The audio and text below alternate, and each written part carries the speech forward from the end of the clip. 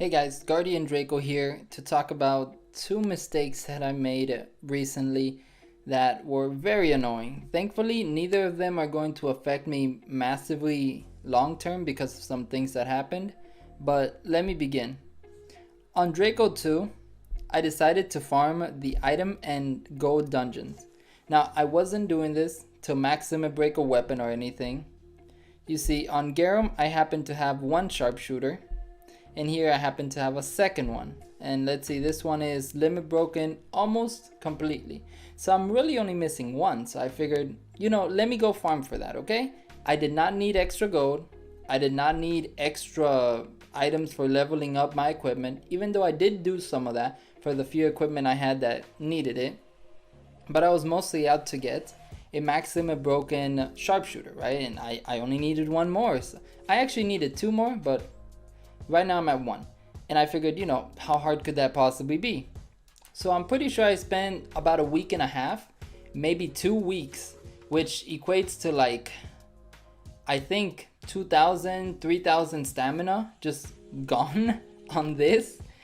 So yeah, I'm pretty annoyed. I only happened to get one sharpshooter out of all that, and I got pretty much nothing else. And by the way, 3,000 stamina is worth about 450, maybe 500. Wait, 300, that would mean 1.6. So yeah, almost 500 evolution stones for a unique like Garum, right? And so that's a lot of stamina to just waste and not get what you need, okay?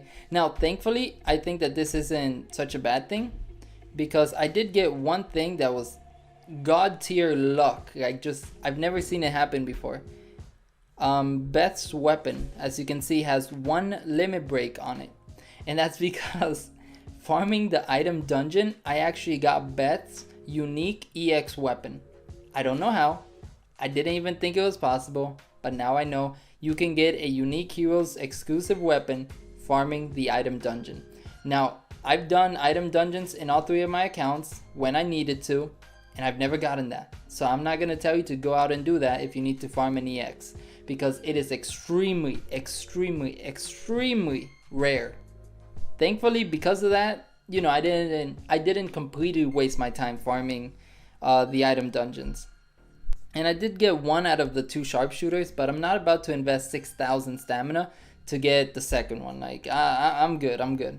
So yeah, big mistake. Do not farm the item or the gold dungeon unless you need the gold from the gold dungeon, or you need the hammers from the item dungeon. Or maybe you need to do a bunch of collection, in which case you can get pretty much any item and you'll be happy with that. Then okay, fine. But if you're looking for one specific item, maybe two specific items, like just don't do it. Don't do it. You will waste your time, and most importantly, you will waste your precious stamina. So that's mistake number one, and I'm telling you, do not do item dungeons or gold dungeons unless you need the hammers or the gold. Now let's move on to mistake number two. Okay, so the second mistake has to do with raid and my raid team. So as you can see in this supposed Earth team, Bari is maximum broken, and so is Tinia.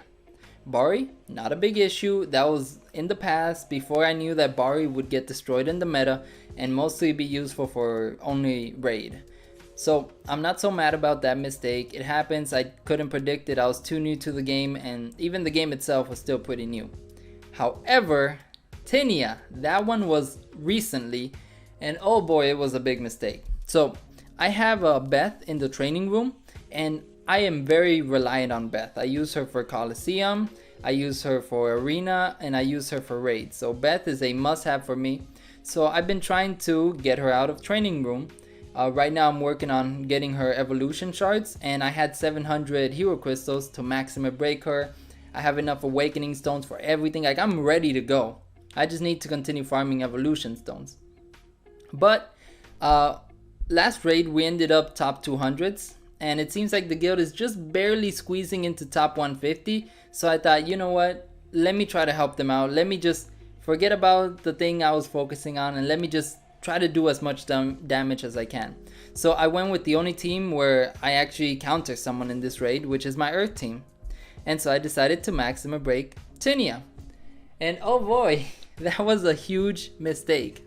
Because apparently, Maxima breaking a hero for raid will not make that big of a difference. Now, don't get me wrong, it makes a difference, but it's just not as big as if, let's say, my Nari right here. She has range attack plus 35% because she's not a 5 stars. And because of that, you know, if I were to get her to 5 stars and get her to range attack plus 50%, which is an increase of 15% for all the heroes in this party, the damage increase would be pretty big. However, if I just, you know, Maxima break Tinia, the damage increase is, to be honest, I didn't notice it. So I attacked the boss before I Maxima broke Tinia, and I ended up doing, on this exact boss, level 73, about 4.3 million damage. Let me check the battle logs. Let's see. Draco 2. Okay, where's Draco 1? Okay, so I only did 4 million damage. Okay. Huh, maybe I did a little more than I thought. Okay, so I only did 4 million damage. And then the second time I attacked her, I got like 4.3 million damage. That's an increase of like 8%.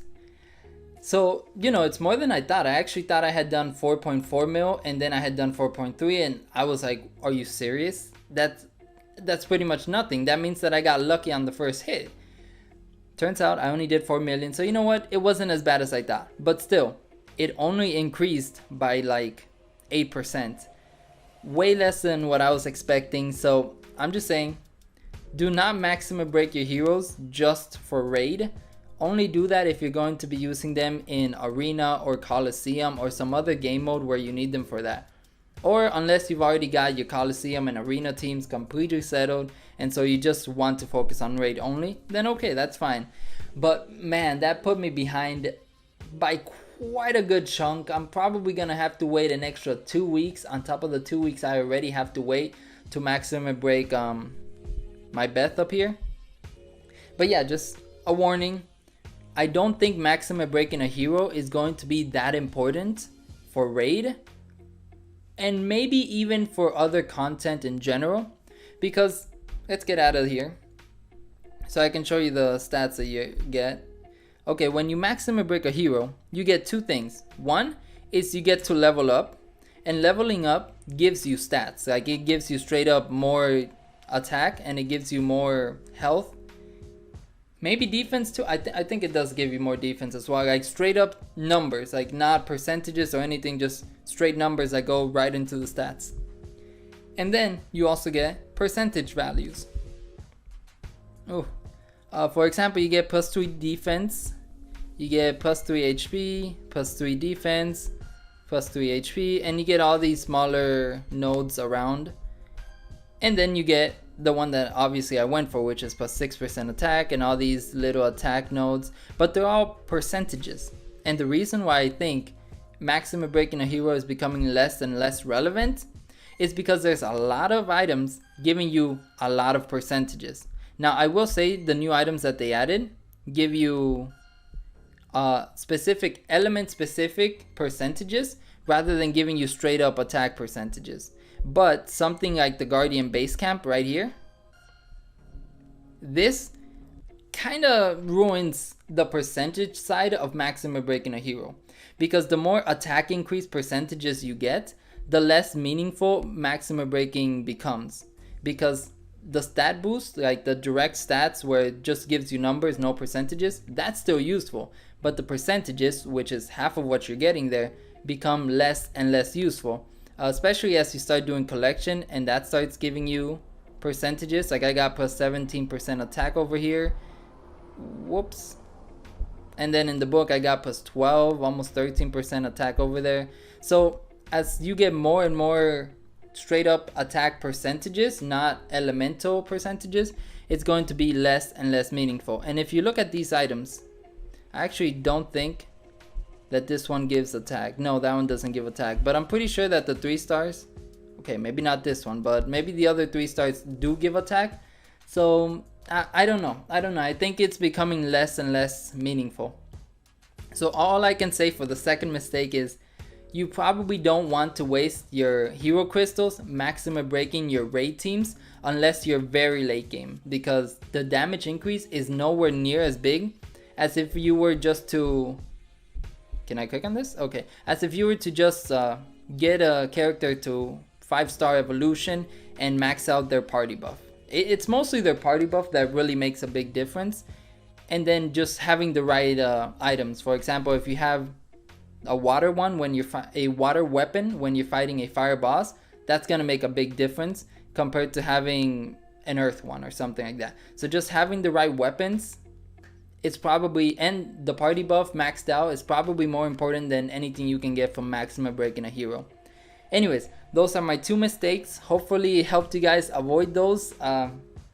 Do not farm the gold or the item dungeon for any specific item. Only farm it for the leveling hammers and for actual gold in case you want to do something with that gold. And do not maximum break heroes solely for raid.